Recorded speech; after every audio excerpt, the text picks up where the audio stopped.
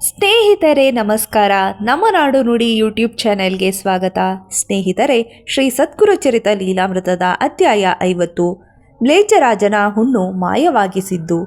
ಗುರುಗಳ ಪವಾಡ ಗಡಿದಾಟಿ ಹಬ್ಬಿರಲು ಜ್ಞಾನದೃಷ್ಟಿಗೆ ಕಂಡಿತು ಅಪಾತ್ರರ ಬರವು.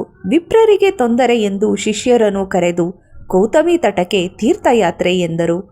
ಪೂರ್ವದಲ್ಲಿ ಗುರುವಿಂದ ವರಹೊತ್ತ ಅಗಸ ಜನಿಸಿದ್ದ ಬೀದರದಲ್ಲಿ ಯವನಪುತ್ರನಾಗಿ ಗತಜನ್ಮ ಸಂಸ್ಕಾರಕ್ಕೆ ಧರ್ಮ ನಂಬಿದವನಾಗಿ ಸಕಲ ಜಾತಿ ಒಪ್ಪೋ ದೊರೆಯಾಗಿ ಆಳಿದ್ದ.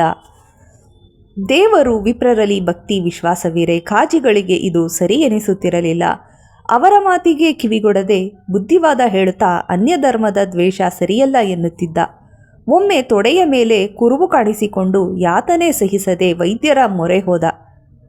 ಗುಣವು ಕಾಣದಿರೆ ಪಂಡಿತರೇ ಗತಿ ಎಂದು ಕಾರಣ ಪರಿಹಾರಕ್ಕೆ ವಿಪ್ರರಿಗೆ ಕೈ ಮುಗಿದ.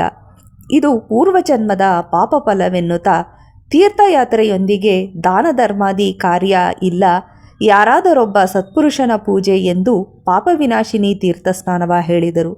ಹತ್ತಿರದ ಪಾಪವಿನಾಶಿಲಿ ಮಿಂದು ಎದ್ದಿರಲು ಯತಿಯೊಬ್ಬರು ಕಾಣೆ ಭಕ್ತಿಯಿಂದ ನಮಿಸಿದನು. ಸಾಧುಗಳ ಸೇವೆ ಕೃಪಾದೃಷ್ಟಿಗೆ ರೋಗ ನಿವಾರಣೆ ಎನ್ನುತ್ತಾ ಹಿಂದೆ ನಡೆದ ಕಥೆಯ ಯತಿಯು ಹೇಳಿದರು. ಪೂರ್ವಜನ್ಮದ ಸೇವಾ ಫಲ. ಉಜ್ಜಯಿನಿ ಪಟ್ಟಣದಿ ದುರಾಚಾರಿ ಬ್ರಾಹ್ಮಣ ವಿಪ್ರಕರ್ಮವ ಮರೆತು ವ್ಯಭಿಚಾರಿ ಇದ್ದನು. ವೇಶ್ಯ ಪಿಂಗಳ ಜೊತೆ ಜೀವನ ನಡೆಸಿದ್ದು ಒಮ್ಮೆ ಋಷಭ ಮುನಿಯನು ಮನೆಗೆ ಕರೆತಂದನು. ಪಿಂಗಳ ಜೊತೆಗೂಡಿ ಆದರಿಸಿ ಕುಳ್ಳರಿಸಿ ಅರ್ಘ್ಯಪಾದ್ಯಗಳ ಇತ್ತು ಪಾದವ ತೊಳೆದನು. ತೀರ್ಥ ಸ್ವೀಕರಿಸಿ ಪೂಜಿಸಿ ಊಟವಿತ್ತು ಭಕ್ತಿಯಿಂದ ಕಾಲೊತ್ತಿ ಮುನಿ ಸೇವೆಗೈದನು. ಅತಿಥಿ ಸತ್ಕಾರಕ್ಕೆ ಮುನಿಯು ಸಂತುಷ್ಟರಾಗಿ ಮನದುಂಬಿ ಹರಸಿ ಮುಂದಕ್ಕೆ ನಡೆದರು. ಸೇವೆಯ ಪುಣ್ಯ ಫಲಕ್ಕೆ ಮುಂದಿನ ಜನುವದಿ ರಾಜ ವಜ್ರಬಾಹುವಿನ ಹಿರಿಯ ರಾಣಿಗೆ ಜನಿಸಿದನು. ಕಿರಿಯ ಅಸೂಯೆಗೊಂಡು ಹಿರಿಯಳಿಗೆ ವಿಷ ಉಣಿಸೆ ಮೈಯೆಲ್ಲ ಹುಣ್ಣಾಗಿ ರೋಗಿಷ್ಠೆಯಾದಳು. ಎದೆ ಹಾಲು ಉಣುತ್ತಿರೆ ಮಗುವಿಗೂ ತಗುಲಿ ರಾಜನು ಅತಿ ಮರುಗಿ ಔಷಧ ಕೊಡಿಸಿದನು. ಬೇನೆ ಹೆಚ್ಚಾಗಿ ರಾಜಗೆ ಜಿಗುಪ್ಸೆಯಾಗಿ ತಾಯಿ ಮಗುವನ್ನು ಕಾಡಲಿ ಬಿಡಿಸಿದನು. ಮುಂದೆ ಅರಮನೆಯ ದಾಸಿಯ ಕೃಪೆಯಿಂದ ರಾಜ ಪದ್ಮಾಕರನ ಆಶ್ರಯ ಪಡೆದಳು. ಔಷಧ ಫಲಿಸದೆ ಮಗು ಸಾವನ್ನಪ್ಪಿರೆ ಸುಮತಿಯ ರೋದನ ಮುಗಿಲನೆ ಮುಟ್ಟಿತು. ಜ್ಞಾನದೃಷ್ಟಿಯಲ್ಲಿ ಅರಿತ ಋಷಭ ಮುನಿಗಳು ಪೂರ್ವಜನ್ಮದ ಆದರ ಆತಿಥ್ಯ ನೆನೆದರು.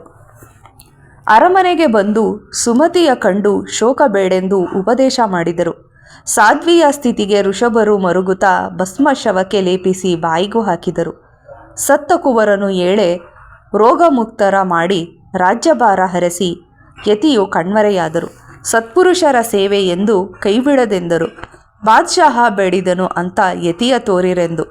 ಗಾಣಗಾಪುರವೆಂಬ ಪವಿತ್ರ ಕ್ಷೇತ್ರದಲ್ಲಿ ಯತಿ ನರಸಿಂಹರಿದ್ದು ಪಾಪ ಕಳೆವರೆಂದರು. ಚದುರಂಗದೊಂದಿಗೆ ಪುರದಲ್ಲಿ ನಡೆದಿರೆ ಯವನ ಪ್ರವೇಶಕ್ಕೆ ಜನರು ಗಾಬರಿಯಾದರು. ಯತಿಯು ಸಂಗಮದಿ ಇರುವುದ ತಿಳಿದು ಊರ ಹೊರ ವಲಯದಿ ಪರಿವಾರ ಇರಿಸಿದನು. ಪಲ್ಲಕ್ಕಿ ಏರಿ ಸಂಗಮಕ್ಕೆ ಹೊರಟು ಗುರುವ ಕಂಡೊಡನೆ ಚರಣಕ್ಕೆ ಎರಗಿದನು.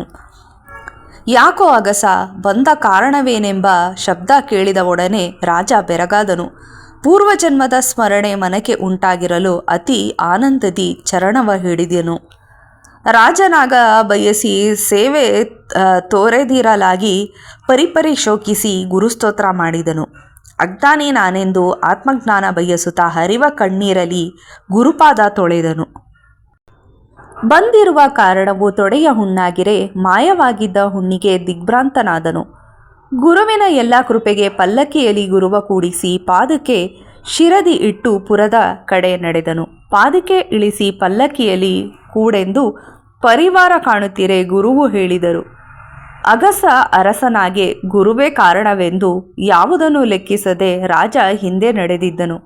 ಅರಮನೆಗೆ ಆಹ್ವಾನಿಸಿ ಒಪ್ಪದೆ ಹಿಂತಿರುಗೆನೆಂದು ಗುರುಕೃಪೆಗೆ ರಾಜ ಕಾಯುತ್ತಾ ಉಳಿದನು. ಯಾತ್ರೆ ಗೌತಮಿಗಿರೆ ಹೋಗುವ ದಾರಿಯಲ್ಲಿ ಬೀದರ ಭೇಟಿ ಎಂದು ಗುರುವು ತಿಳಿಸಿದರು. ನಿಷಿದ್ಧ ಕಾರ್ಯಗಳ ಅರಸನಿಗೆ ತಿಳಿಸುತ್ತಾ ತಮ್ಮ ಇರುವಲ್ಲಿ ಗೋವಧೆ ಇಲ್ಲೆಂದರು. ಶಿಷ್ಯರಾದಿರಾಜನು ಕುದುರೆ ಏರಿ ಹಿಂಬರೆ ಗುರು ಕುಳಿತ ಪಲ್ಲಕ್ಕಿ ಮುಂದೆ ಮುಂದೆ ಸಾಗಿತು. ಸ್ವಲ್ಪ ದೂರ ಸಾಗೆ ಅರಸನ ಕರೆದು ವಿಪ್ರರಿಗೆ ಆಗುವ ತೊಂದರೆ ತಿಳಿಸಿದರು. ಪಾಪನಾಶಿ ತೀರ್ಥ ಸ್ಥಳ ಭೇಟಿಯಾಗೋಣವೆಂದು ಸಾವಕಾಶದಿ ಬರಹೇಳಿ ಒಡನೆ ಕಣ್ಮರೆಯಾದರು. ಕ್ಷಣದಲ್ಲಿ ಶಿಷ್ಯರೊಡನೆ ಪಾಪನಾಶಿ ತೀರ್ಥಕ್ಕೆ ಬಂದು ಪೂಜೆ ಅನುಷ್ಠಾನದಲ್ಲಿ ಗುರುವು ಉಳಿದುಕೊಂಡರು. ಅರಿತ ಸಾಯಂದೇವ ಸುತ ನಾಗನಾಥ ಕರೆದೊಯ್ದು ಆದರಿಸಿ ಸತ್ಕರಿಸಿ ಗುರುವ ಕಳಿಸಿಕೊಟ್ಟನು. ರಾಜನು ಕ್ಷೇತ್ರವ ತಲುಪಿ ಗುರುವ ಪಲ್ಲಕ್ಕಿಯಲ್ಲಿ ಕೂರಿಸಿ ಅಲಂಕೃತ ಪಟ್ಟಣದಿ ವೈಭವದಿ ಕರೆದೊಯ್ದು ಹೆಂಡತಿ ಮಕ್ಕಳು ಬಂಧು ಬಾಂಧವರೊಂದಿಗೆ ಗುರುಸೇವೆಗೈದು ಚರಣಕ್ಕೆ ಎರಗಿದನು. ಉಳಿದ ಆಯಸ್ಸು ಗುರುಸೇವೆಗೆಂದಿರಲು ಸುತನ ಪಟ್ಟಾಭಿಷೇಕವಾಗಿ ಶ್ರೀಶೈಲಕ್ಕೆ ಬರಹೇಳಿದರು. ಯಾತ್ರೆ ಮುಗಿಸಿ ಗುರು ಗಾಣಗಾಪುರಕ್ಕೆ ಬರಲು ಭಕ್ತರು ಸಂಭ್ರಮಿಸಿದರು, ನೊಂದವರು ಕಾದಿದ್ದರು. ಬೇಡುವ ಅನರ್ಹರ ಕಾಟ ತಪ್ಪಿಸಲು ಗುಪ್ತವಾಗಿ ಉಳಿವ ನಿರ್ಧಾರ ಗುರುವು ತಿಳಿಸಿದರು. ಹೊರನೋಟಕ್ಕೆ ಶ್ರೀಶೈಲ ಯಾತ್ರೆ ಎಂದು ಗಾಣಗಾಪುರವೇ ತಮ್ಮ ಗೋಪ್ಯಸ್ಥಾನ ಎಂದರು. ಕಾಲಮಾನ ಕಠಿಣವಾಗಿ ಮ್ಲೇಚ್ಛರ ಆಡಳಿತವೆಂದು ಭಕ್ತಿಯಿಂದ ಆರಾಧಿಪಗೆ ಗುಪ್ತ ದರ್ಶನವೆಂದು ಕಿಂಚಿತ್ತೂ ಸಂಶಯ ಶಿಷ್ಯರಿಗೆ ಬೇಡವೆಂದು ಪರಿವಾರಕ್ಕೆ ತಿಳಿಸಿ ಹೊರಗಡೆ ಸಿದ್ಧರಾದರು. ಶ್ರೀ ಸದ್ಗುರು ಚರಿತ ಲೀಲಾಮೃತದ 50ನೇ ಅಧ್ಯಾಯ ಸಂಪೂರ್ಣ. ಸ್ನೇಹಿತರೆ, ನಿಮಗೆ ಈ ವಿಡಿಯೋ ಇಷ್ಟ ಆಗಿದ್ದಲ್ಲಿ ಲೈಕ್ ಮಾಡಿ, ಶೇರ್ ಮಾಡಿ ಮತ್ತು ಕಮೆಂಟ್ ಮಾಡಿ. ಮತ್ತು ಶ್ರೀ ಸದ್ಗುರು ಚರಿತ ಲೀಲಾಮೃತದ ಪುಸ್ತಕ ಬೇಕಾಗಿದ್ದಲ್ಲಿ ಡಿಸ್ಕ್ರಿಪ್ಷನ್ನಲ್ಲಿ ನೀಡಲಾಗಿರುವ ದೂರವಾಣಿ ಸಂಖ್ಯೆಯನ್ನು ಸಂಪರ್ಕಿಸಿ. ನಮಸ್ಕಾರ.